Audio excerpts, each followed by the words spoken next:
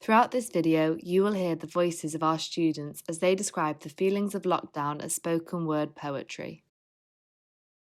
Some days the colour of calm fades into dark and becomes a deep sadness, where your mind gets trapped between cancelled placements, loss of friends, worries about when this lockdown on life will end. On those days, the only way to escape is to play video games and pretend you don't feel your future slipping away. Pretend you don't feel useless, like a burden, like everything good you have is undeserved, because in this moment you have nothing to offer the world. On those days, when being alone feels like it's too much, the only thing to do is climb inside yourself, take a nap inside your mind, and hope that someone will find you there. Wake you up, sit with you while you cry, take a walk with you outside, remind you of all the reasons that you have to smile. Someone who will listen to you, who is there to let you know that whatever you're feeling, you're not alone.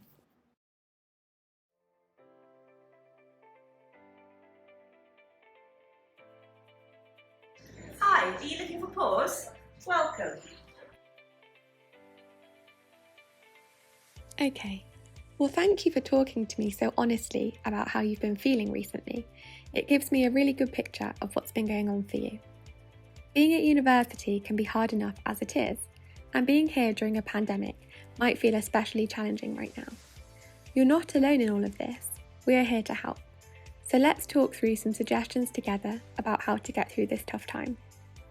I think a good place to start might be thinking about something called our circle of control. In the world, there will always be things that are outside of our control, such as the weather being rubbish at the moment, or in this case, a global pandemic happening. As upsetting as these things might feel, when we worry and give excessive thought to things like this, our minds can run away with worst-case scenarios or feelings of despair and dread.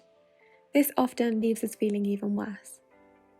But for everything that we cannot control, there'll be something else that we do have control over, and focusing on these things instead can help us to look at things slightly differently and more positively. You could try writing these down. You might realise that you have more influence than you first thought. For example, you could try thinking about limiting the amount of news or social media you're consuming so you don't feel so overwhelmed. You could schedule some simple self-care, such as cooking a yummy meal into your routine to comfort you. Or you could arrange to catch up with a friend as a positive distraction. Now, how does that sound to try as a starting point?